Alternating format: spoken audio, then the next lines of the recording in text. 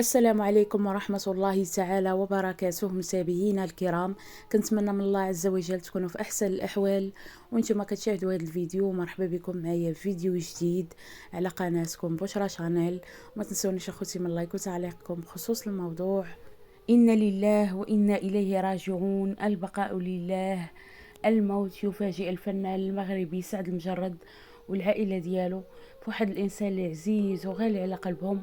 فخليكم معايا اخوتي باش تعرفوا شكون توفى ليهم وتسمعوا شنو نزلوا على الحسابات ديالهم عبر مواقع التواصل الاجتماعي انستغرام. ودعواتكم مع اخوتي بالرحمه والمغفره.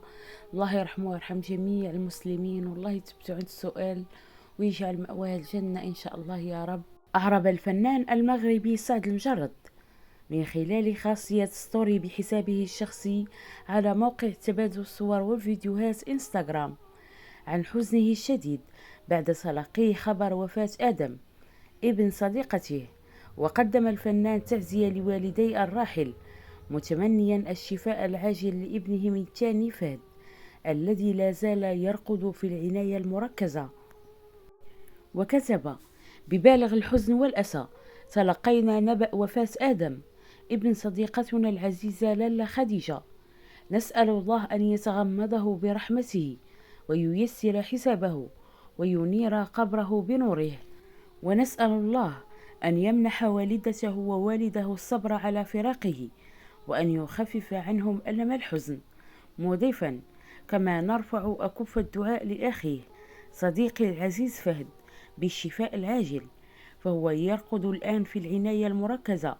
اللهم اشفه شفاء لا يغادر سقما ولا تحرم والدته منه، وامنحه حياة جديدة طيبة تحت رحمتك ورضاك، اللهم آمين. وحرص الفنان المغربي البشير عبده على نعي نجل صديق له وافته المنية بعد تعرضه لحادث سير مروع أودى بحياته. وشارك البشير عبده صورة للشاب الراحل عبر حسابه على الإنستغرام، علق عليها قائلا: إن لله وإنا إليه راجعون.